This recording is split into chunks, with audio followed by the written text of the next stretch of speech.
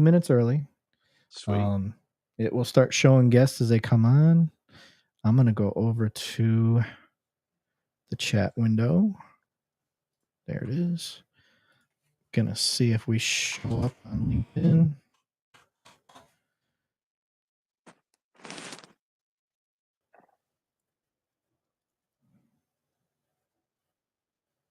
Oh, shit.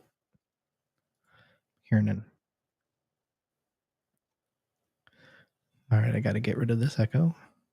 Echo. I don't hear an echo. On No, it's me. I was listening to my LinkedIn to see if stuff was showing up on there. Test. Okay.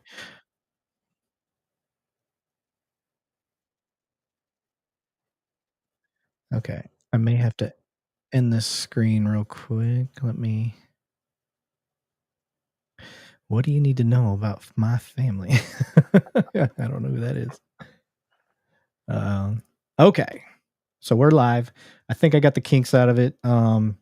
For whatever reason on the chat, if you are trying to talk from LinkedIn, I'm probably not going to be able to see it. It doesn't look like it is working on LinkedIn. So let's go here. Let me test out the chat again. Testing chat. As anybody knows that we do this live, it's 2 Cops, 1 Donut. They do hear us on LinkedIn, so that's good. Sweet. And he's chatting from LinkedIn. So William Hutchinson, thank you, sir. Yeah. We got that going on.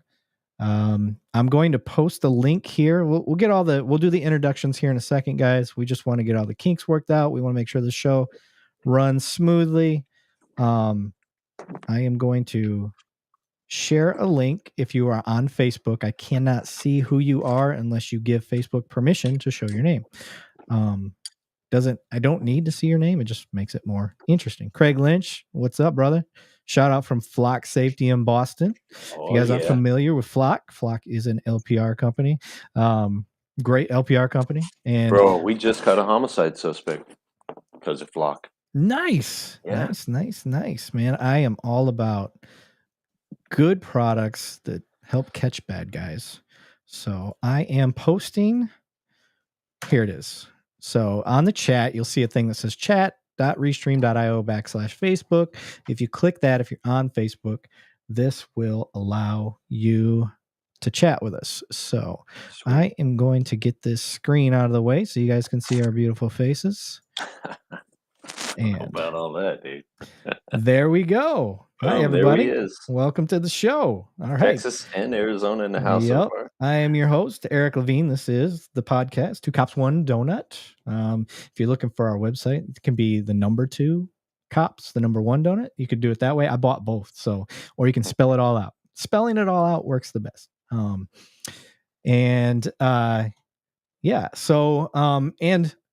I got it since Flock is on here, and I am sponsored by another LPR company. I do have to mention my LPR company that sponsors me, which is Insight LPR, which is another great LPR company. So enough of my sales pitch.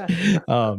Yes, check them both out. I have experience with both great companies, all great people. That's the important part. You got guys like Craig, very awesome. LinkedIn user from Virginia. I don't know who that is, but what's up, Virginia? Nice to have you join us. I got peeps in Roanoke. Okay. So I am going to make sure we've got our LinkedIn working. We've got our Facebook working. YouTube is also working. So Craig's laughing. Sorry, Craig. You knew I had to, buddy. And let's see, what else do we got here? Let's go back to the chat window. Let me close this out. Anybody, again, if you're on Facebook and you want us to see your name, there's a link in the chat. It says chat.restream.io/Facebook. So I want to get all my notifications out of the way. So one, we just gave a shout out to our sponsor, Insight LPR. Thank you for continuous support of the show.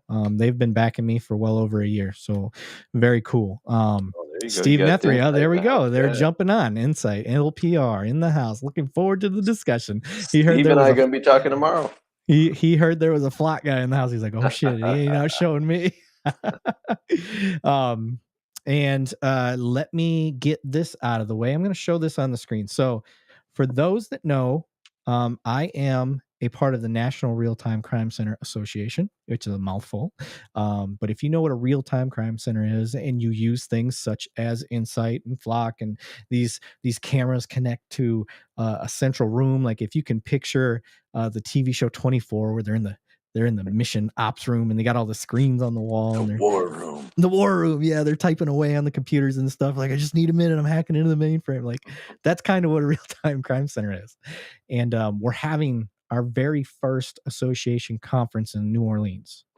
So I have it up on the screen. And if your police department knows nothing about them, if they already have one, if you guys are wanting to learn how to do more things, we have workshops, we have all these different things. But more importantly, we have this conference coming up, and that is going to be, it's on the screen right now. It's September 25th through the 28th. It'll be at the Sheraton off of Canal Street. Dude, who doesn't want to go to New Orleans?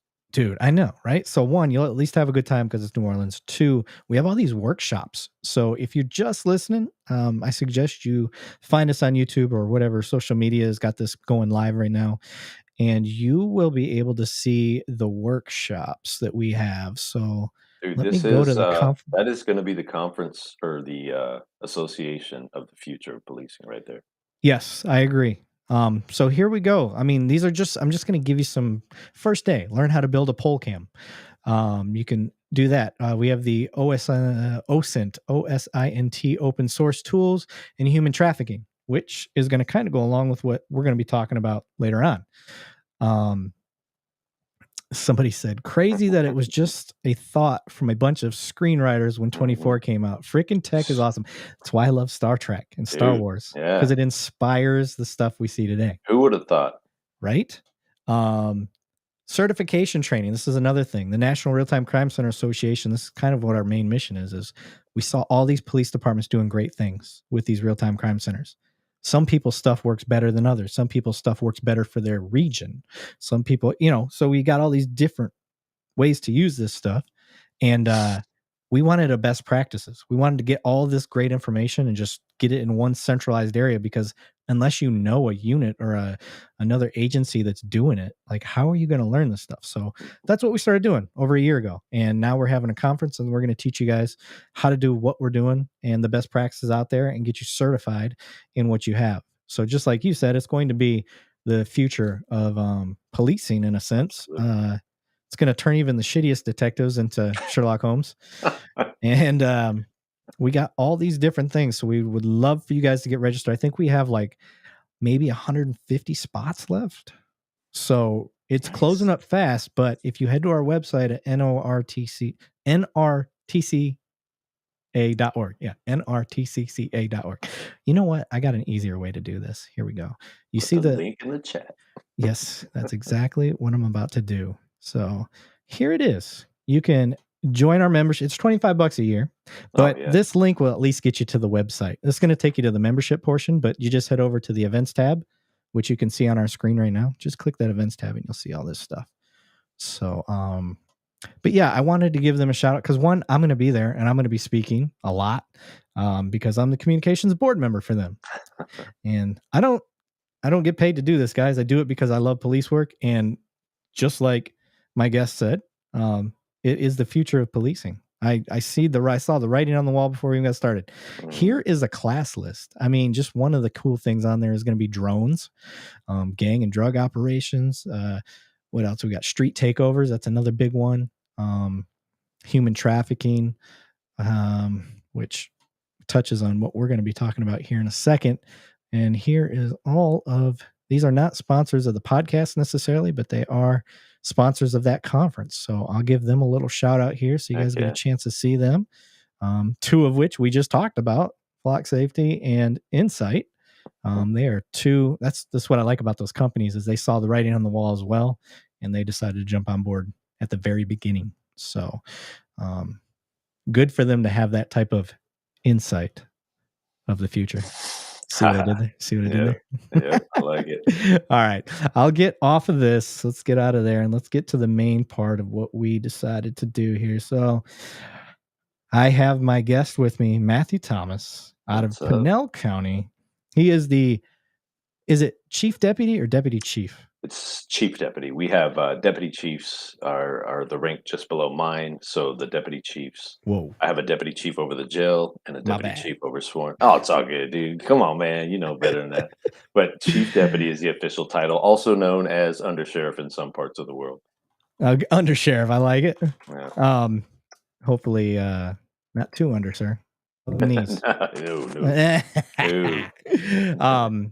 But Matt, we've had you on the podcast before. That's kind of how you and I struck up a friendship and whatnot. And we know you got well over 20 years of doing a lot of crazy shit, but more specifically, not human trafficking. You got me on that. Mexican cartels. That Mexican Cartels. is the Yeah. whole point of this. So much experience that you were like, damn, like this is getting bad. I need to write a book to at least let people know what the hell I've been seeing. So you've got a book Yeah. out there. Yep. And the name of your book, sir? Is Interceptors. Let me see. Here we go. Interceptors is my book. Okay. And Interceptors. published that November of last year. Very cool. I actually think I have, let me see here. I'm looking for my captions. I think I put it on my, nope, I did not. I thought I did. I thought I put a link to the website up there. Sorry. I wasn't that far ahead of the game. We got too much chatting going on. I know, dude. Before we got on started. here and started catching up. Yeah. Yeah, no worries. All right. So I'm just kind of waiting for people to float on. They don't need to because this is all going to be recorded anyway. But give a little bit of background. Let people know where you're from, all that stuff, and what got you specifically into the Mexican cartel expertise. Okay. So Matt Thomas is my name. I was born and raised in Phoenix, Arizona, and grew up on the South Side. And I grew up primarily Hispanic neighborhood, gangs, drugs, all that stuff around, kind of Section 8 housing. And I had a very unique upbringing in the sense that that was one side of my life. So living with my single mom, Section 8 housing, rough neighborhood, all Hispanic gangs for the most part around us. And then the other side of that was my mom's family, because my dad was out of the picture at that point. Mom's family were all um, not well off, but just a much better life: hunting, fishing, stability, no gangs really, none of that stuff going on. So I had a mixture of a good family life and growing up in a rough area, and so that was my introduction to the Mexican culture because I grew up with all Mexican dudes, and learned how to eat correctly in a Mexican household, learned what to eat, learned a lot of the cuss words, learned to listen for my name, right, in conversations. Pinche way. I know some Yeah, of them. exactly. Yeah. I thought for years that meant the cool white guy, but Gringo pinche way. but moved out of the Phoenix area as a 15-year-old, almost 16-year-old. And my mom moved me out. She saw everything that was going on and took us out to a rural part of Arizona outside of Phoenix and a farming community, and finished out my high school years there, still with a heavy Hispanic influence, heavy Hispanic culture, farming area. I worked on on a farm in the fields with the migrants in the summertime in high school. And then after high school, I was a young 20 years old when I got into this career, and I have Could you been here speak the ever language? since. No, not real fluently. I spoke very broken. I could understand a lot more than I could speak, and I grew up learning slang, right? So Yeah. when you learn slang, sometimes it's hard to put it all together and make correct Spanish, especially when you're talking to educated Spanish speakers, Right. because you sound like an idiot. Yeah. Yeah, I mean, I try to explain that to people, especially my family back home, Mhm, because I'm from Michigan, and I tell them like, yeah, it's weird. I can get by mhm, on a call that's strictly Spanish speaking, and I understand. I just don't speak it. right, We'll go to, and this is kind of an easy way to transition to that, but go to a Mexican restaurant, like a true right, Tex-Mex place here, and they don't speak a lick of English. And you come in, right. you're like, I want this with no onions, and then you're trying to kind of say it. I don't say it Yeah. very well, but they'll repeat, and I'll understand right away. I'm like, okay, yeah, Yep. she got what I meant. So Yep. yeah, we're Yep. good. And Yep. but yeah, you do. You tend to understand a lot more, especially weapons. I understand all of the weapons. Right. So Yeah. Yeah. if I hear them say anything, I automatically my radar goes off. Well, and then Um, working for me, working undercover, I picked up a lot as well. But then it becomes dialect too because Arizona, we're right up against Sonora, and so there's a different dialect between Sonorans and Sinaloans and those from Chihuahua, and so you have to pick up different dialects, different slang, and one slang word here may be a compliment or be used normally, and that same word somewhere else is a derogatory statement. So you got to be careful with all that stuff. right, right. So like when I walk in the room, like, "What's up, asshole?" Like that's a term of endearment to my Right, buddies. They right. know. Yeah, Yeah, I gotcha. yeah. Um, with that, just to help people get a mental picture, how far Yeah. away from the border are you, Our county, I miles think the wise? closest point is probably just over 50, between 50 and 60 miles is the closest part of our county to the Mexican border. But our county is very unique. And again, in the book, I kind of go through this and describe it. And that's what we're going to do here is talk about some of this. So our county is unique in the sense that that part of our county, the southwest part of our county, is 50, 60 miles off the border, but it's wide open desert um, all the way down to the border, and then some of those areas that it hits the border are barbed wire fences, 3-strand barbed wire fences. So it's wide open. And then a good portion of that is also reservation. It's the Tohono O'odham Reservation. And Oh, so you have a Native American reservation that essentially starts just south of I-8, which is in our county, and runs all the way into Mexico. It's the only reservation that crosses international boundaries there, and it goes over into both sides. and they honor it? Yeah, they do. And the funny thing is, I don't know how much Mexico honors it, but they have their area there on the south side of the line, and Huh, they're able to walk freely back and forth from Mexico to the US with no issues. really? Yep. That is interesting. So, okay, with that being a factor, Mhm. have you guys noticed, or do they communicate for one? Does the reservation police communicate with y'all on the issues that they've been dealing with and how they deal with it and all that? With Yes, so we have a great working relationship with Tohono O'odham. It hasn't always been great, but it has gotten better, especially with this sheriff. He's much better at navigating those waters than sheriffs previous. okay, But we have a good relationship with them, and they have the same issues that we all have. They have a huge area that they're covering. So we're like our county is 5,400 square miles, and we have 250 sworn. They have about the same size, probably a little bit bigger, I would say, and they have like 100 to cover that. And so, very strapped for manpower. And then again, they're a sovereign nation, so they're treated a little bit differently, right?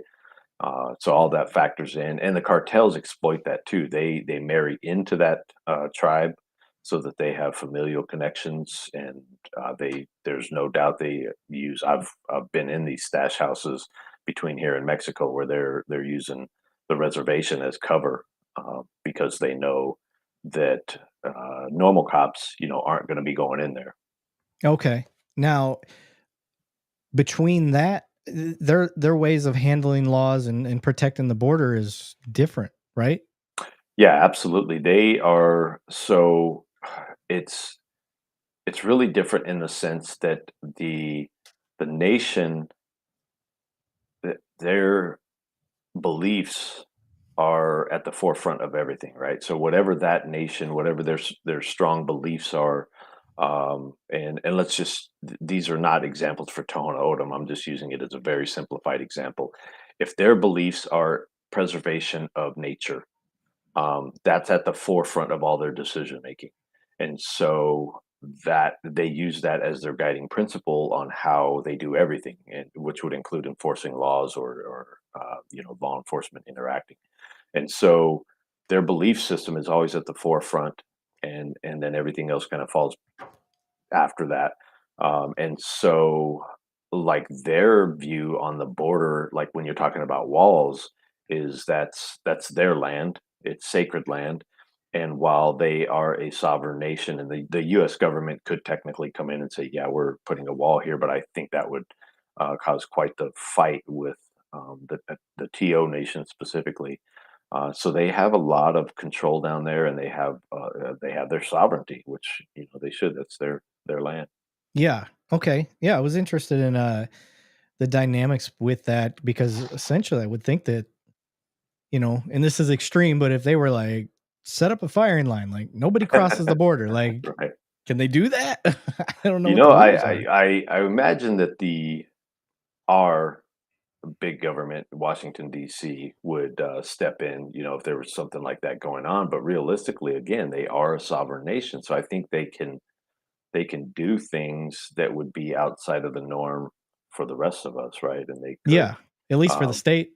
right? But if Yeah. you've ever been to any reservation, dude, natives are some of the most accepting, and they they're accepting, and they put up with a lot, right? They try not to have confrontation, and so I think that's where the Mexican cartels exploit them Yeah. because they take advantage of that. So they are going through and they're Oh, trying to, yeah. yeah, Okay. yeah. So They let's, use that land more than any land. They cross their land and use it all the way up to get to the essentially the Phoenix hub. okay. So now that we know the historical factor of the cartels kind of coming across, Hmm. passing dope, tunnels, all sorts of like old school methods to get dope Right. over here, through trucks and hiding stuff in vehicles and things of that nature. Yeah. I want to focus on what we're dealing with today. The stuff Okay. that you are seeing today that needs to wake people up. So the stuff we're seeing today. So let's talk about just this. I have a Sound of Freedom. I know people can't see it, but it's a Sound of Freedom shirt. And It's your so just I've, your voice is what I thought was the sound of freedom. but we've been talking about kids a lot lately, right? And how bad that problem is. And so the sheriff, he attends some of these meetings where they're talking numbers, and they were talking over the last year how we had it was in excess of 40,000 unaccompanied minors that were documented. So you have at least 40,000 kids that were not with the adult that is part of their family. They're just with these random people, and they're coming into the US. And so that tells you I mean, obviously, the problem with that, right? If you have unaccompanied minors and bad guys get a hold of them, there's nothing good that's going to happen. And if you're talking in excess of 40,000 of those, that's a lot of kids being damaged by bad guys. Yeah. So that is a huge problem right now. Human trafficking is just off the charts. And when we look at our southern border, specifically in Arizona, and they call it, it's illegal aliens. Well, no, it is, but it isn't. The cartels control this. It's a trade. So the cartels control the routes. They control the payment to use those routes, the taxes. They control all that. So it's a criminal organization that is essentially coordinating these movements, and they are the ones that take the payment for it. So there's a definite problem with all of the human trafficking, and then you throw the dope in with it, and the fentanyl is through the roof. And we called this, I think it was 2018, early 2018, when we first started seeing fentanyl. And so we were like, whoa, whoa, whoa, we need to start letting people know, because whatever's coming into Arizona, whatever we start seeing different, that's coming to your neighborhood next. It's a matter of time before it spreads throughout the US, because they're pushing a product. And so the fentanyl was a big thing, still is. And now we're seeing they're mixing in xylazine, and that's becoming a thing. And so now you have kind of this poly drug mixture that they're pushing, which Narcan doesn't work on. So, you're going to have overdoses that the cops on the street are equipped with Narcan. Narcan is going to be ineffective. So you're going to have, more deaths than we have now just with fentanyl. Can you So you take describe those what two the things. what the xylazine is? Dude, no, because I'm not well versed on it. Sorry. Me either. It's a new, and it's in the opioid family, but it's a new one that they're putting in there. And what people need to understand, and I'm not being conspiracy theorist here, China is directly connected to all of this, right? They are 100% supplying the chemicals, pushing this stuff through. So when you see this stuff, it really, really concerns me because I think our country is in a bad place right now, right? We have a lot of division in our country. We have a lot of just political division, and then you have all this classism and racism and all these schisms and cis, and so everybody's divided. And at the same time, we have criminal elements that are pushing stuff into our country that is causing further problems with addictions and overdoses. And you have behind, let's say, behind the Mexican cartels, you have a nation that absolutely wants to do our country damage, that has the means to facilitate all of that happening. And so we're in a really bad place, man. So you're saying that the cartels want to jack up the U.S. Mm, Or are you I, saying other countries are I'm, supporting the cartels yeah, to ensure that, I like think China? the cartels basically want to make money, right? They want money and Right. power. And so any means they have to do to get that, they're going to do it. And the Chinese see an opportunity to help them do that while also damaging our country Gotcha. and softening it up for, you know, Yeah. I, I, I hope we never see a day where we have a takeover attempt. But dude, the way China's playing in the whole world, I I just feel like something bad is coming, and I feel like I really worry about my son. I have a 15-year-old, and I feel like he's going to be the one tasked with really trying to save our country at some point. Yeah. Well, I've seen the weapons you fire, so I know he'll be well armed there in Arizona. Yeah, he's. I think he's one of the only kids in his class that has fired a minigun a couple times. Oh, the electric minigun? Yeah, Jesus, that's like 3,000 rounds a second. Some yeah, I crazy know, ass dude. I number. know. I tried to explain to him at the time that I said, dude, there are grown men that would literally give an arm to do what you're doing. I said, you really Yeah. need to appreciate, the fact that you're firing a minigun. Yeah. Did you explain it in dollar amount how much Oh, every dude, yeah, bullet is that comes yeah, yeah. comes out of that thing? And as the brass is just pouring down. Yeah, yeah. You just add up the money. Cha-ching, Yeah, cha-ching, cha-ching. yeah, I just did my military time and I didn't know it, but the Air yeah. I remember Force, the late night selfies. yeah, the Air Force just switched over to automatic ARs. So full. Nice, dude. Yeah, About instead of time they got three. on board. I know. Instead of the 3 round burst, I was like, holy shit, this is like every time I'd fire, I could actually hear freedom ringing in my Yeah, yeah. ears. Like, And dude, you can control that 3 round burst. I mean, the full auto. You can put it in 3 and 4 round bursts all day long. yeah, oh yeah. Yeah, like, Yeah, I was surprised at how easy it was to yeah. control. Yeah, it was fun. I liked it. But Heck yeah. as far as the cartels, there's a bunch. It's not just one. So Yeah. people need to understand that are wondering like what is this problem? Why are they such an issue? Right. Well, some of them are explain okay, if you can, Yeah. explain the level of money we're talking about. Oh, we're talking $500 billion industry, man. I mean, they're off the charts with their money. And then just real More quick, than countries.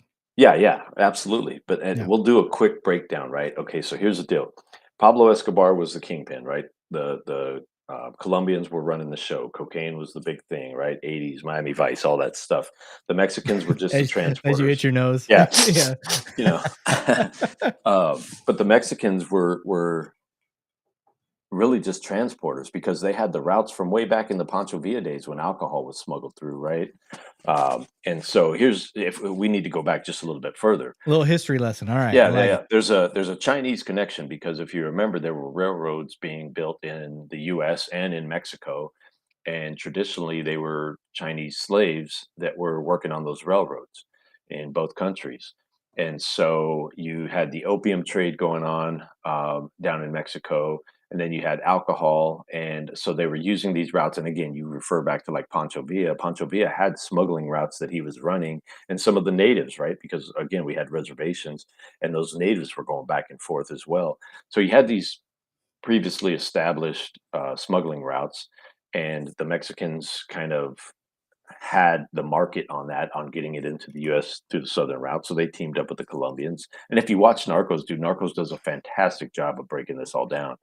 and how they took power. So essentially, what happened was the U.S. takes out Colombian drug lords, and the Mexicans use that as an opportunity to move into power and take the trade for themselves and become not just transporters, but take over the drug trade. And so they started moving into power, and they originally there was one cartel. It was the Guadalajara cartel, and it wasn't even a cartel. Like we named that shit, and it just kind of stuck. So it was Guadalajara was the original, and you had Felix Gallardo, and he was like the Godfather. And then you had Kiki Camarena, who was a DEA agent. He was killed. That brought a lot of heat on them, and it was at that point that they realized we have to insulate ourselves better and we have to operate this better. So they ended up splitting and they regionalized. And so you had they created these plazas, right, which are regions. And so they set up plaza bosses. So they set up 5 regions originally, and they put a boss in charge of each one. And so, for instance, Chapo Guzman becoming the boss of the Sinaloa Plaza. And so all of these bosses were put in charge of their 5 plazas, and they were running their stuff. And then, of course, as happens many times in criminal organizations, they started having infighting where this guy thought that guy was doing it wrong and he was doing it right, and so I want to take over his territory. And you started getting these territorial fights, and then you had Gallardo get arrested, and he goes to prison, which creates a power vacuum, as we've seen with Chapo as well. Power vacuum happens, and everybody starts fighting for that spot, and so these cartels kind of bloomed into what they became, where you had the Gulf Cartel over in the Tamaulipas, Gulf of Mexico area. You had the BLO, the Beltran Leyvas, Arturo, oh my God, Carrillo Fuentes. You had the Sinaloans, you had the Tijuana. And so all of them were doing their own thing, had their own plazas and running and everything. And then they started buying for power, right? So it's all about territory. And back in like, it must have been about '06, '07, probably '07, '08. Um, the funny thing was the cartels were some of the first to use like social media to kind of start fighting and start doing propaganda. So back, if it won't be on YouTube anymore. They took a lot of this stuff down. But back then, I was working undercover, and the Gulf Cartel, who ultimately created the Zetas because they hired ex Mexican military guys Which to I've be heard of there. those guys. Yeah, yeah, over in Texas, they're a strong presence. So the Zetas worked for the Gulf Cartel, and at that time, the Gulf Cartel and the Sinaloans were going at it and hated each other, right, and trying to kill each other on a normal basis. Well, they would post on YouTube, and they did these. They were funny as hell videos where they would have like a picture of the boss, like I am right now, but they would crop in a mouth talking, and it wasn't the boss talking, but they were saying things for the boss. So the boss's face would be there, and it looked like he was talking. Yeah. And one of them was the boss of the Gulf Cartel, and he was saying, "I like little boys, and I'm gay, and that kind of stuff." And in a machismo kind of, the Mexican culture is a very machismo culture, so Yeah. they were basically calling each other bitches on YouTube, and Okay. it caused, dude, it caused a hell of a war. They were going at it because of that stuff. Yeah. And then you fast forward, and it just kept morphing, right? And territories move back and forth. They'll gain some, they'll lose some, they'll gain some, they'll lose some.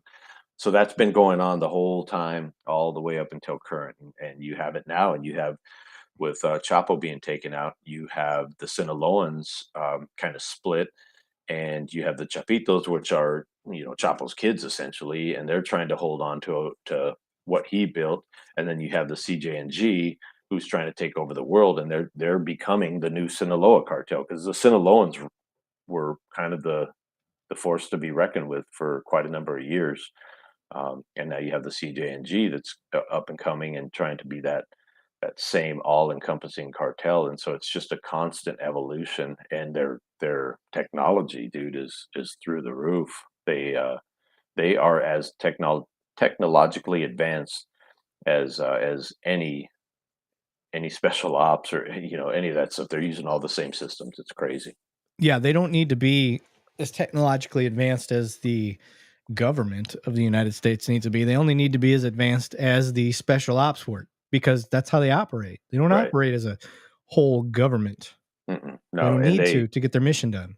right, and they're very compartmentalized. They've done a good job of compartmentalizing themselves. So a transport cell doesn't know the money cell, doesn't know the production cell, and so they're all very compartmentalized. And you know, we've caught people that, where are you going with this? I have no idea. I'm going to drive, and then they're going to call me, and they're going to tell me to go to this spot, and then when I get to that spot, I meet some person that tells me go to a different spot, and so everything is very well coordinated, very well compartmentalized, and very well insulated because they've learned from us. Every time we would do a case, or the U.S. government would do a case on a cartel, they would debrief that entire case amongst themselves, right, to figure out where did we have gaps and how can we fix it. And looking at it from a governmental point of view, what is the problem with their government that they could not get these cartels, or is it they just don't want to, or do the cartels have them under their thumb? Like, what is the reason their government isn't stopping them? Well, because I think if Mexico won't say this, but Mexico's a corrupted state. And when you say that, people get kind of offended, but it's not necessarily corrupted, meaning that they're all on the take. Some of them are simply trying to survive and trying to keep their families alive, right? Mm. And so the cartels have their tentacles into everything, everywhere. And so you have government officials, I would say from the highest office down, where the cartels have influence on that government, and in such a way that they can affect escapes, they can affect free operations in certain areas, all that kind of stuff. And then I think our own government has a role to play because, as we've learned from the '80s and the crack epidemic that took place in LA and then across the country, our own government can become its own enemy when certain factions of the government do rogue operations. Um, in that, how I would think that that is how they are, because they are currently infiltrating our states, our border states, Mhm. correct? Or Mhm. they already have established some sort of permanent presence. Oh, they like Arizona, dude, in Texas, they've got permanent presence, and a lot of it is familial too, right? Because you know, like I was explaining to another guy that where my county sits, that was Mexico at one point until we bought some land.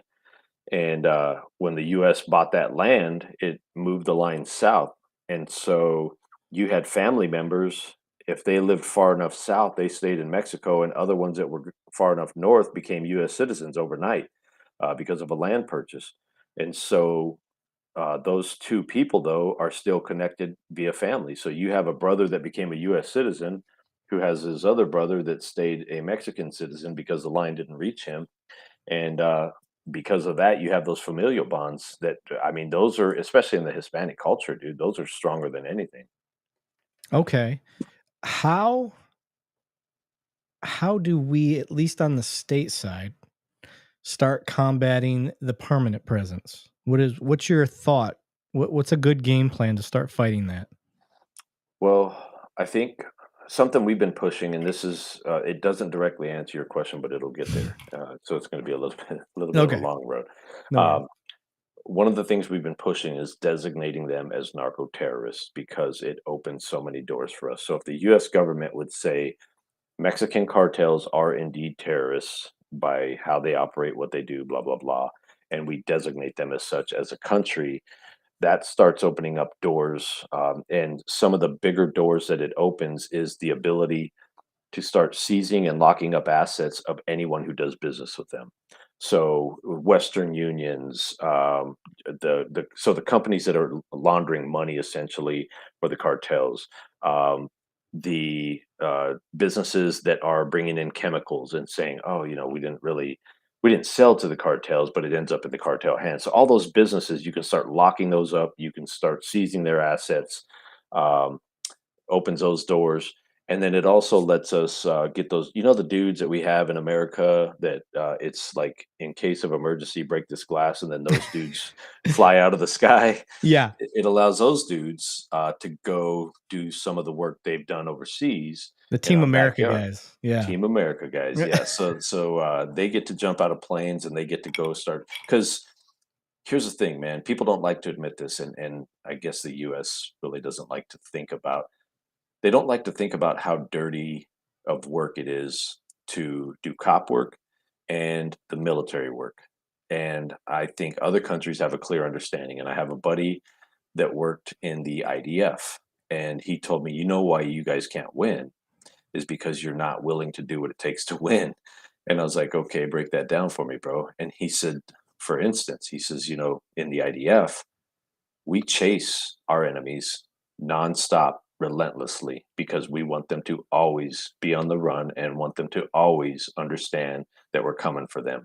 He says, you guys like, and he's saying, you guys, US, the US is reactionary to everything. You let people do stuff, and then you're like, all right, you better not do that again. And we wait for it to happen again. And then we're like, all right, we're going to come after you. And he says, no, we chase them down relentlessly. We kill them. We kill, everybody associated with that bad event, just like terrorists. So I think if we open the floodgates on that, we put these bad guys on the run in in their own backyard, in their country, and then it allows US law enforcement to start focusing on the bad guys on this side of the country, right? So US, we start focusing solely on these dudes over here that have those connections. Uh, on that side of the border, our military is taking care of that problem to keep them out of our country and to keep them on the run. I think that combination will do part of it, right? That's going to be the going after bad guys part. And then, dude, we have to admit that our nation has to fix itself on the user end, because the only reason that shit's being flooded into our country is because we have so many users. So we're not being tough enough on it. And two, we need to change the criteria and switch them over to terrorists. Yep. Okay. And So, that would open a lot of doors and help quite a bit. okay. So it's not necessarily uh, like some of the more opinionated popular fixes I've heard is just legalize the drugs that they're bringing over here. Uh, that's not a solution. We can see, look at Portland, Washington, that area. That's a perfect example of that's not a viable solution. Yeah, I just had Chris Foreman on, Yeah, yeah. Chris who's is my been out boy. with Yeah. y'all, and we actually discussed that specifically. I said, now, Mhm. there's people that are going to argue that if you just legalize the stuff, the crime would go away and Yeah. make it a medical issue. And Right. Well, he, same argument that if you just keep the police out of everybody's business, that crime will fix itself. We know that's bullshit. It's proven itself as yeah, well. yeah, it gets worse. Mhm. Maybe we could fix a lot of the cartel problems if they just solved it democratically and had votes for power struggles and Dude, I never thought of that. you know Maybe, yeah. I suggest that mean, to them. maybe we just maybe we just hand out all the branches and say, "Look, guys, we think you've been doing this wrong. Yeah, If you guys would just get along together. and yeah, and Yeah, vote, and unify. right, yeah, and here's the thing, like, if you have disagreements, let's sit down, let's talk it through, let's come to a shared understanding, and then we'll move forward. I'm sure Yeah. that will work, Yeah, yeah. gentlemen's agreement on Dude, territory, all that stuff. Or I've shoot, been doing this wrong my whole career. just Holy just cow. make a super cartel. Yeah, yeah, there you Yeah, go. just be what the Mexican cartel. Right, yeah, Boom. and And you can only join if you're voted in. yeah. Yeah. Yeah, standard vote too, Yeah, it's got to be majority vote. Can't that's just it. have Dude, and maybe we could even do some electoral votes for the states there you go, yeah. We can right? get them on Wall Street and yeah, dude, I we've think been we doing it just so helped wrong. solve a lot of the cartels problems for Yep. them. Is there any other countries trying to fight these guys? Oh, yeah, yeah, yeah, the cartels are the Mexican cartels, when I first started, just kinda fighting this fight, they were drug trafficking organizations, right? That's what our government labeled them, as DTOs, right? Everything's DTO or MLO, a money laundering organization. They have since transcended that title, and they are transnational criminal organizations, meaning that they are all over the world and they are involved in crime. So they're not just drugs, they're not just money laundering, they're into counterfeiting, they steal precious metals, precious jewels, oil. They're into all of it in any way they can make money, and so they are worldwide, and you have nations all over the world that are fighting this same problem. Um, who is, and this may not be your level of expertise, so I Mhm. apologize if it's not, but what other countries are there any countries suffering near the same amount of trouble that we're facing?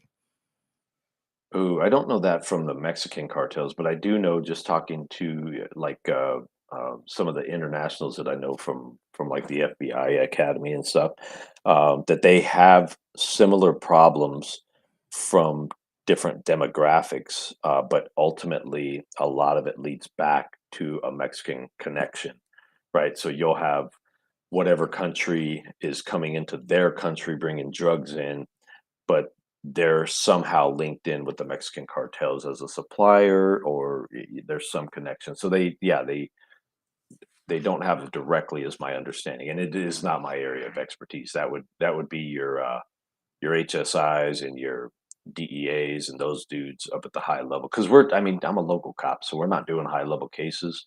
Yeah. Typically, if we are, we're helping out the big feds with those cases. I was just curious if you had heard anything with, I mean, obviously you've got way more experience in this stuff than I have ever touched. So just curious if they've bullshitted with, like England's getting fucked right now because they've Yeah, got, whatever. And then just kind of rumor milled it from everybody there. everybody's getting there's I mean, drugs are just worldwide rampant right now, and I think it's, it's part of just our society where they've gone. Yeah. Now, with where you're at, I know you said you want to do about an hour. So, Mhm. with where you're at, like, where is the future heading with the violence that you're seeing with them coming over so rampantly right now? Well, What's if your we what's your big concerns coming up? my big concerns is, we've all seen the shootouts in Mexico, right? We've seen them. Let's take Chapo's son that they got back, right? He got arrested, and they essentially took siege on an entire town until they got his release. And my concern is what you're seeing in Mexico coming to a town near you in the US, where they are willing to go to battle out in the open with US law enforcement, US military, whatever, to maintain control of something or take control of something. And that's a huge concern for us. And we've started to see some of that here where, some of their social media feeds, uh, some of the intel gathered, you start seeing them that they're becoming more and more emboldened. And that's the problem that people don't understand with this whole bullshit of defund the police and all that crap is criminals are watching all of this and they're opportunists. And so you may have some areas that would do just fine without police, right? They can police themselves, whatever, cool. Um, but the criminals pay attention and they start looking for those gaps and they start inserting themselves. And so that's my concern is the cartels are becoming more and more emboldened to do their business openly on our grounds. And not only that, but be confrontational and even, go at us sometimes. Okay. Um, and with y'all over in your area, Mhm. um, lately, what has been the biggest issue? Has it been drugs, human trafficking? Mm. What are you guys seeing coming across? Weapons? I mean, Well, there's weapons and money always going south. So the weapons and money are going back into Mexico for them to fight their wars. Um, Drugs and humans are the two commodities right now. Humans, I would say, are more appealing to the cartels right now because it's a reusable commodity, especially if you're talking like sex trafficking. So if I traffic a person, I can use that person over and over and over and continue to get money from that commodity. Whereas a drug, they use it, they're done, they need new drugs, and so the Mexicans would have to resupply more drugs. So humans are definitely the leading commodity, and they're making. So if you want to cross the border from Mexico into the U.S. illegally, the cartel is going to charge you between $6,000 and $15,000, depending on who you are, where you're from, all that kind of stuff. So they're making, and you got to think about this too. When I say those numbers, so let's just go low end, right? They're charging $6,000 a person, and let's say they get a group of 100 cross. So you've got $600,000 that the cartel just made, and as soon as those people cross that border, they get caught. Cartels don't give a shit because they got paid. Dope, it's different, right? They've got to get the dope to the spot. It's got to be paid for, essentially consumed, paid for, and then the money comes back. When you're talking humans, that's an immediate return and it's a reusable commodity. Mm. Fuck. It's Yeah, crazy, man. it is crazy. Crazy. I heard somebody say that slavery is now worse than it was back when the United States had slavery. Absolutely. Yeah, and That that's what these people become. They become indentured slaves a lot of times because they can't make the payment, so they have to work it off, and you're never done working it off. It's a Ponzi scheme, man. Yeah. Do we now? Do you know where the end result, where these people are ending up? All over, dude. They go Yeah. all over, and when you're talking children specifically, they're ending up all over the world wherever the highest bidder is. Because one thing I learned in 2020, because I'm sure you saw it where you were at too, uh, the pedophilia exploded, dude, just exploded in 2020. Like, and I think it was always there. We just saw it more because everybody was kind of cooped up, which really made you understand that throughout the world, there are some sick bastards that will do unspeakable stuff to kids. And kids have become a hot commodity because it's an acceptable thing with a lot of these cultures. And then, let's not sugarcoat it. Here in the U.S., if you have enough money, you can get away with anything. Damn. That's one reason I never got into crimes against children. Oh, dude, you and me I both. just can't. Yeah, I can't I mentally handle the. no, especially if you have kids, man. It's Yeah. yeah. I've seen enough trauma in my career without adding kids to that. Well, more kids. Yeah, and then you've got that emotional attachment to it when you have kids of your own, Hmm. which if you don't have kids, I'm sorry, shut the fuck up. Yeah, You just it's don't know. You and will when never you know. and you people don't.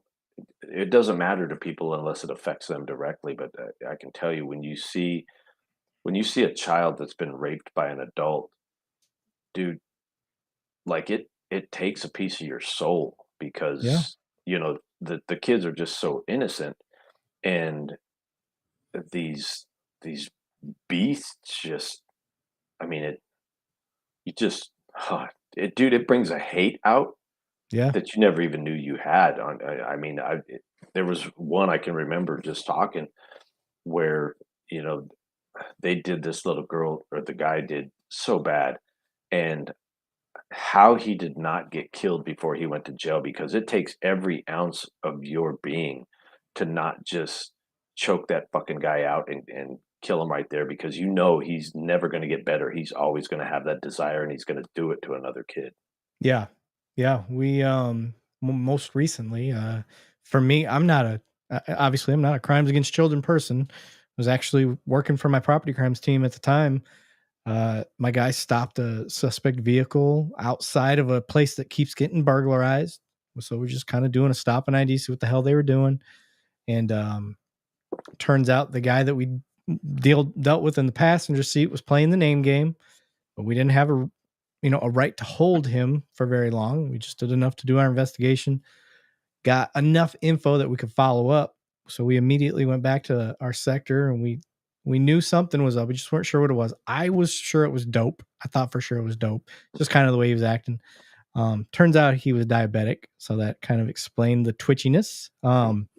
But he was a wanted pedophile. Well, the guy that he was out with was his girlfriend, Mhm. who he was raping her 5-year-old daughter Oh, and God. had been, and he groomed her and basically found her at a homeless shelter and Yeah. took advantage of the fact that she needed help and Hmm. needed a place to live and needed to get a place for her kids.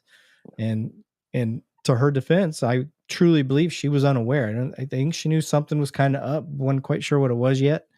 But we had CPS stop out and ended up finding out that the 5-year-old girl who's nonverbal, well, that's why she's nonverbal. Yeah. Yeah. So That's horrible. yeah, shit like that, man. It just Hmm. just like you said, it brings a hate out of you you don't It realize you does. have. And then Yeah, and when you have kids, I think that's and I'm not saying that if you don't have kids, you can't sympathize. right. I just don't think you'll ever truly understand until you have your No, own. no, because you can't internalize it like a parent can. Right. And then you're putting yourself in that empathetic state of Right. if that was your kid, which Mhm. is a good thing to have in cops. I think Right. that's one of the things that I would say the majority of cops have. When you see the good ones out there, it's that empathetic nature that we have where we put ourselves in the shoes of whoever we're dealing with. Yeah. And I think more often than not, that's what most cops are. I think that's what attracts us to the job. We have lack of better term, we have an emotional side to us that we are able to express more by helping other people. Yeah. I Yep. think that's truly kind of the calling when we want to talk about, what's going on. Man, I don't know what happened to your camera, but all of a sudden you are crispy clear, bro. What's up, dude? I Hey, know yeah. your internet connection just decided it was like, I'm gonna go Right on, overtime right for on. this. Yeah, nice, good. Because Yeah. I've been trying to get all these lessons from Eric for those watching that don't know, and he's been schooling me on cameras and mics. I got this. Hey, man. Look at this mic, I know dude. I you mean, got all come that on. stuff. I I do. love I it, have this man. stuff, and so we're hoping that this will, like as you and I talked, a lot of people are interested in the cartel stuff, and I like talking about it because I know, like you and I have discussed, you don't realize what people know and don't know, and you never want to. Feel like when people say, "Oh, he's an expert in Mexican cartels," I'm like I really don't like being called an expert because I don't feel like I'm this master of all the knowledge. I know some stuff because I've dealt with some stuff, and But um, nobody deals with that. All your street right, cops touch it. They touch right, it. Like, yeah, "Oh, that guy was cartel related. Fuck, I yeah. didn't even know." They Well, find out dude, after the fact. so End of Watch, right? So that movie, when I saw that movie, Yeah. that kind of, to your point, that was kind of one of those things where you're like, yeah, that's true, man. Like even the LAPDs of the world, probably more so, right? Those big agencies, a street cop has no idea that he's dealing with a straight up cartel captain or whatever, right? And we had Yeah. that happen in our area where we had capo level dudes living in our jurisdiction, running operations. And then when you figure it out, when you're like, holy shit, this guy is at that level, and you realize, that this is a straight up killer that I've been on 2 traffic stops with him, written him a ticket or whatever, and he's a straight up cartel killer. That just kind of blows your mind, and yeah, and there's so much stuff behind these cartels because there's so many different factions within a cartel. There's so many different just arms branches. Like I was talking about earlier, transportation sales, money sales, gun sales, all these different. And when I say sales, I'm talking about the little units themselves that function in these Yeah. different Just like a areas. military. Oh, it is just like a You got military, and they special use ops. their You got they have you their own got your call signs, yeah. they have their own signals, they have their own even stickers on cars, dude.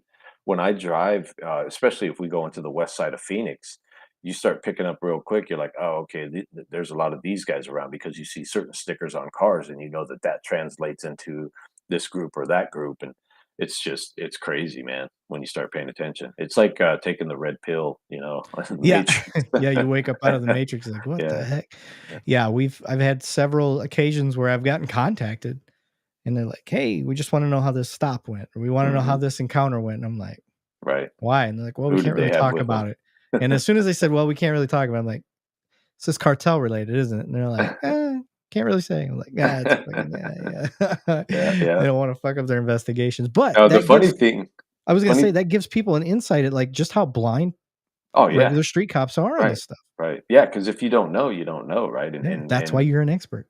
and why I was a lot of times when I was in it, you would even watch cops come into areas, and we're in the middle of an operation, and we know something big is going down, let's say in a parking lot of a mall. We know that there's this big thing happening right there, and there's some cartel dudes involved and all this stuff. And then you see regular patrol cops roll in, and you're like, "Oh, come on, man, just be a good cop and roll on through. Don't pay attention to anything, right? We don't want Yeah. you messing up our gig." And you would pray a lot of times like that. Oh, please be fat, dumb, and happy, and just keep rolling through. Yeah. But again, to that point, you would see them just roll through, and they had no clue what was actually taking place right in front of them. That's why you say you get on the computer and send the dispatch a message.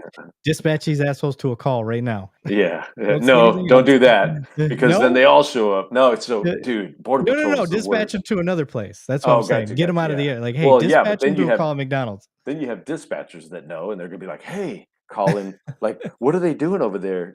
Because Yeah, curiosity, dude, is the worst. yeah. When you tell somebody like, "Hey, could you not come over to this area because we're doing some stuff?" All of a sudden, there's 50 cops over there, and Yep, they're never there. You're like, "Dude, come on, yeah. man." Yep. You're exactly right. I used to just get on I this is where I tell people, having a personal investment into your dispatch. Mhm. Show up, go to dispatch. Like for me, like Yeah, it's a trip. I have to go a pretty good distance. yep, But I will make a trip out there and be like, "Hey, this is what I got going on today. yep. Here's the area. Let's look at the map together." I can't have anybody drive in that area. If you even see them start creeping there, you are my person. Here Well, is a box of donuts or and broccoli, the whatever you're other, into. the other thing is, the outside agencies, right? You don't have control on them, so a lot of Oh, times we would do well, hypothetically, um, if I was working a case and I needed to transport dope from point A in the south to point B in the north, and I needed to get through an area with 0 interruption because I had a confidential informant involved or whatever, yeah. a lot of times, you might have to use tactics that aren't normal, i.e., call a certain agency that wears all green and works the border and say, like, hey, there's a drug load coming up this road over here, which was not the road that we were on. And that way you get them all over there Saturate. so that you can get your stuff through over here. And then the cartels use the same Yeah. tricks too, We by the call it way. the pond hockey effect. Wherever the puck goes, the whole team goes. You just That's right. That's right. yeah. So, yeah, that's a good tactic. I like that. Yeah, it sucks that you have to use it though on your own, on law Yeah, enforcement. and it is. We had an instance where we were following house burglars. They were violent dudes. They like to kick indoors. If somebody's Mm, in there, they're putting them at gunpoint. Now they hadn't hurt anybody yet, but the writing was on the wall. It was escalating, and they were yeah. getting cocky and confident. So we were worried, and we followed them to an adjacent city, and they get to a house, and we made the mistake. And this is, just like you said, it's learning from experience. Yep. I'm trying to do the right thing. Hey, let this agency know we're in the area. Please stay away. And it wasn't even 10 minutes.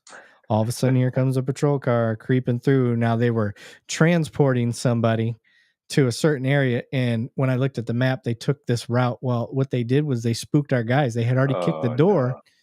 They kicked the door and then they ran back. It was a new tactic they're using. They'll kick the door and then they'll go hide.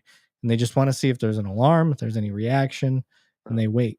And then they go in. So they'd kick the door. We heard it. We didn't quite have eyes on, but then that patrol car roamed through and it spooked them enough that they left. And we didn't catch them in the act on that time. So I was I had a very colorful conversation with the sergeant to let them know how bad they just fucked up, and if they go kick in a door and end up killing somebody the next time, this one's going to be on them, and Right. specifically that officer and his lack, and that sergeant for his lack of control of his guys. So um luckily he didn't complain on me because I probably would have gotten in trouble for my mouth, especially given my Mm, rank. yeah. um I didn't really have the rank to flex like that, but he didn't know. So yeah, that shit pisses me off, dude. You're Yeah. right. Cops are the most curious animals out there. Which, I mean, And that's all part it's of a being a good, good cop, but yeah. yeah, good and bad. Yep. But have we touched everything that you wanted to touch just to get a little taste of? Because I I want to think kind so, of yeah, yeah. want to expound on some things from Yeah. here, so we can Yeah, just kind right. of one. I want people to know that Matt Thomas is out there doing different things like than most departments, Right. and he's doing it behind the great leadership of the American Sheriff, The Mark Lamb. American Sheriff, yes. And he is Mark is been on the podcast as well. Yep. um and he is running for US Senate. Yes, he is. So for the cops that are out there, check him out. It might be a dude that you're interested in. I'm not a big into a politics guy, but I am definitely into a following good leadership guy. Yeah, and So Mark is a great leader, and like I told you, you can't get more American than the American Sheriff. Dude had, like, no BS. legit lineage to the Mayflower. So he had relatives on the Mayflower come over. Yeah, I mean, come on, man. Right. And rumor has it that his bloodline goes as far back as the birth of Christ. So You it know, may be a rumor. I just may have yeah, made that up right now, but yeah. I'm just I don't know that he would argue it, but right. yeah, His family they were Templars. yeah. I mean, it could happen. It's on You don't Wikipedia, so yeah, just do the 23andMe and see where see how far back he's gone. I mean, shoot. Maybe back as far as Constantine. Who knows? yeah, yeah. But Um, we're trying to. Mark and I both are trying to break through some molds of what law enforcement looks like, and we're trying to restructure this thing because I think we're at a pivotal point in yeah. the law enforcement industry. And I mean, guys like you are making it happen. I've got a good buddy Aram, 911 Strong guy. He's out in Yep. California, and I've got him booked. He's gonna do the yeah, podcast finally. So so good. There's a lot of dudes that are helping with this big pivot, and the big term is humanizing the badge, but I think it's even beyond that, right? It's just yeah. it's a change in the whole industry on how we do policing and how especially how we treat our police officers, both internally and from our public. I think we've finally hit this end. I think Hmm. we our first approach was like so hard on crime. Like Right. that is like that's the history of policing. Like Hmm. it was drop the hammer on everything. You know, you steal, we're Right. cutting your hand off. Like Yep. that's kind of how policing went. And now that scale kind of got to this middle part. And now we've hit this extreme where it's like, just see how soft we can go and get away with it and Yeah. see where it's at. And Well, I see I'll give you an example, dude, of I think where America can learn from. And so when I told you I was in the National Academy, and so for those who don't know, the National Academy is where they bring leadership from all over the world. You spend 10 weeks together and you do a bunch of leadership stuff, right? You're writing papers, you're doing projects, you're doing all this stuff together. And there was a guy from Africa. He was from one of the countries in Africa, and he was in charge of just thousands of people. And we had to do a paper on community policing. And so we were in a group together, and he yeah. was like, I am not understanding this community policing. And I said, well, it's when you're kind of engaged with your community and like I said, ultimately they're doing their own policing. And he says, yeah, but we do that already. And I said, well, like, what do you mean? And he says, I'll give you an example. He says, we had a guy who had committed essentially what sounded like rape on a female. And he said, so we just drove to that small village and we told the elders what he had been accused of and that we needed him in custody by that evening. And he said, so, by dark, the village had taken custody of him and delivered him to our precinct for us. And then, we conducted our investigation and went from there. And he says, now he was fairly beat up and, was very willing to talk to us, but we had nothing to do with that. That was his community that did that. And I said, well, I guess that would pretty much be it, man. I mean, the community pretty much affected that arrest, right? And Yeah. right, I said, think in America that would be called kidnapping, but I mean, yeah, whatever.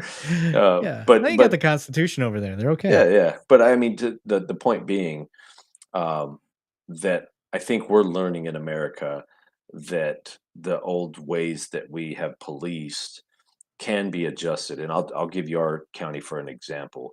We have maintained the lowest jail population that we've had since we've taken office. When we took office, we were up around 750 as an average daily population in our jail. So it's not a huge jail, but we've maintained over the past few years an average daily population of 550, so 200 less.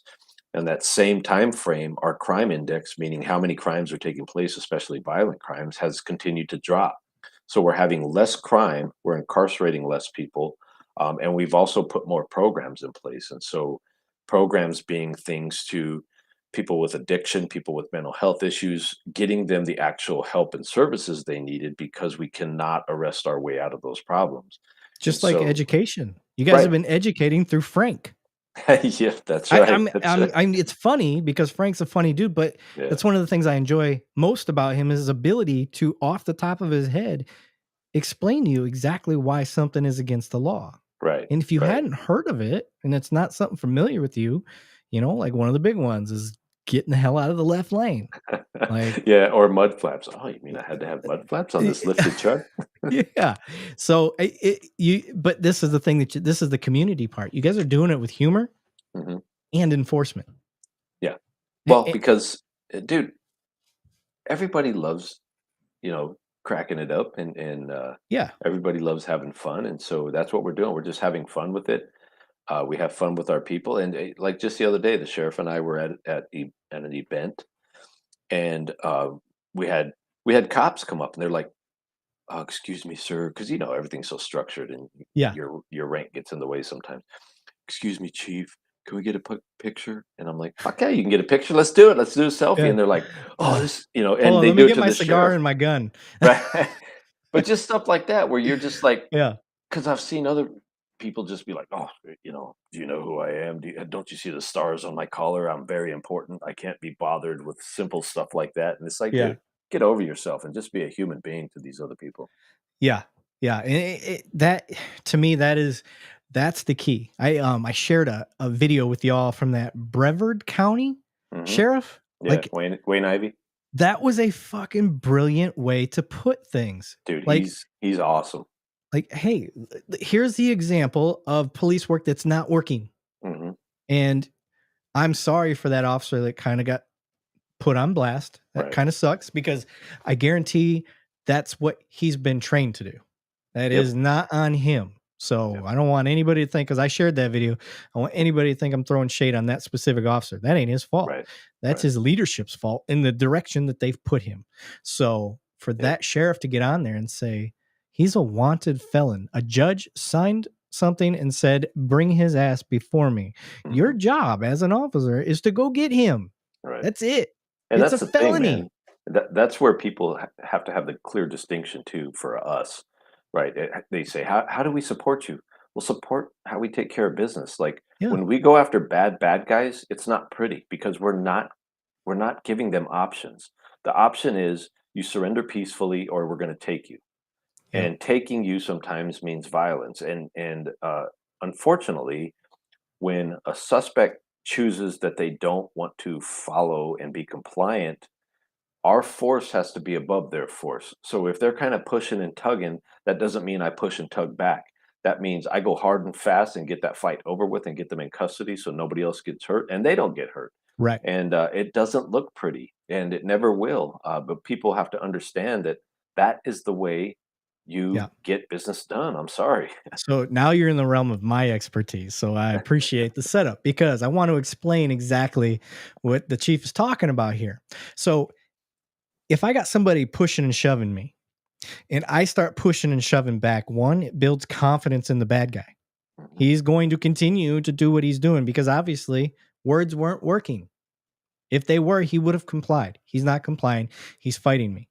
So when I throw that big haymaker overhand right and I am trying to knock him out, because I want to hit one time and that's it, and then get him in the cuffs, whether it stuns him, distracts him, does whatever it does.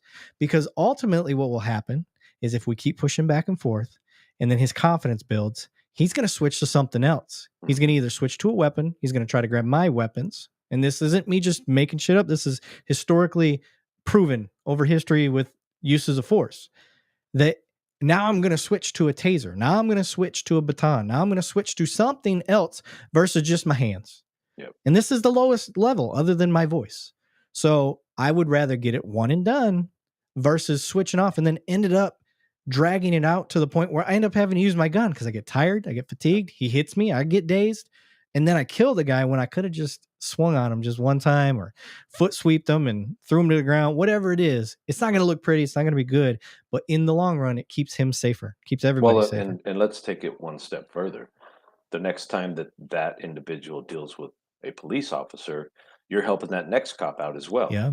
because he's not emboldened to try and go even further the next time. He's going to Yeah. remember, like, okay, non-compliance did not work out well last time, so let's go with compliance this time, so that I don't get the same result. If I don't like getting punched and knocked out and ending up in jail that way, Yeah. since I'm going to go to jail either way, let's just get cuffed up and go. Yeah. And for your officers out there listening that get kind of on that teeter totter of like, because sometimes we get caught up because we're not quite ready to pull the trigger, hypothetically speaking, on punching or any of that stuff, because we're trying to avoid doing a bunch of paperwork too. But we're not quite ready to pull that. And the next thing we know, we're getting way, way past that point of Mhm. of the force if we had just done it right then and there. So it's that I kind of lost my train of thought where I was going with that, but I It started sounded thinking. I fantastic. know I started thinking about what you were talking about, but like going to the taser and things of that nature.